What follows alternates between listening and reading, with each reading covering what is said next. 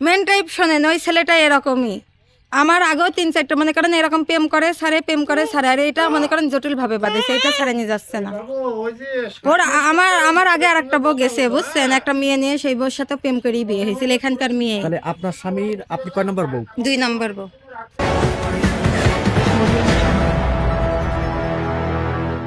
আমাদের কথা শুনতে না। সেদিন আমি শাহিন দিয়ে মুকুল দিয়ে সব বসছিলাম, বসে একটা মীমাংসা করি, দেখলাম যে একটা সংসার ভাঙার একটা মসজিদ ভাঙার সমান কথা।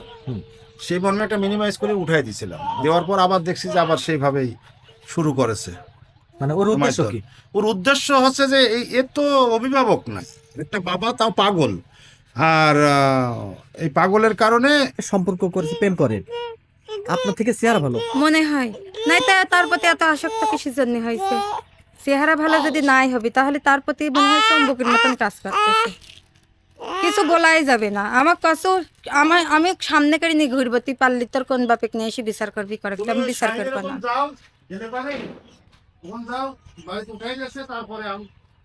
এভাবেই বলে। জি। তাহলে সফলতা ব্যর্থতা যদি প্রশ্ন তুলি, তাহলে আপনি তো মনে হয় স্বামী যেটা ভালোবাসাটা দেওয়ার দরকার সেটা নিশ্চয়ই ব্যর্থ হয়েছেন।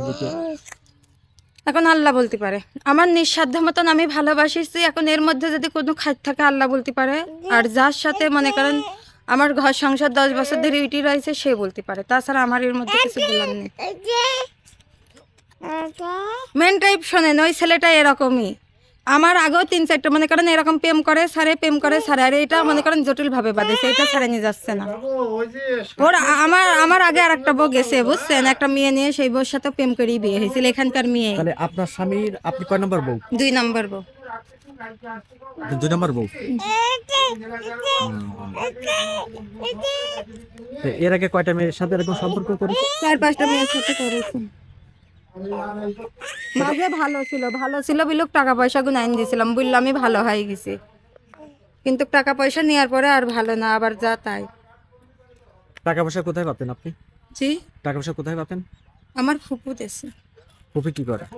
ফুপু গরু ছাগল পোষে, ফুপুর এমনি জায়গা জমি ছিল। ওই সহযোগিতা করতো।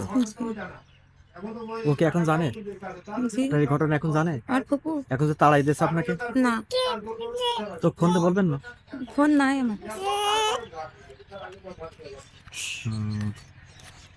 তাহলে স্বামীর কাজই ছিল পরকিয়া করা জি, আর ধরা। জি, আর এখন যেটার সাথে সাথে এটা হচ্ছে জটিল। ওই রকমই বিয়ে করেছে কিনা বলতে পারছি না, কারণ কি ওর ভাই একটা আম্মা বিয়েকে নিয়ে এসে যার সাথে সম্পর্ক করেছে আপনার জানা মতে সে কি মানে ইয়াং মেয়ে নাকি বিবাহিত? না, আমার এমনি শোনা কথা শুনলাম বিবাহিত মেয়ে। কোথায় বাড়ি? কোথায় বাড়ি এটা বলতে পারিনি, এখন বিভিন্ন মেয়ের সাথে পরকিয়া করে কিছু।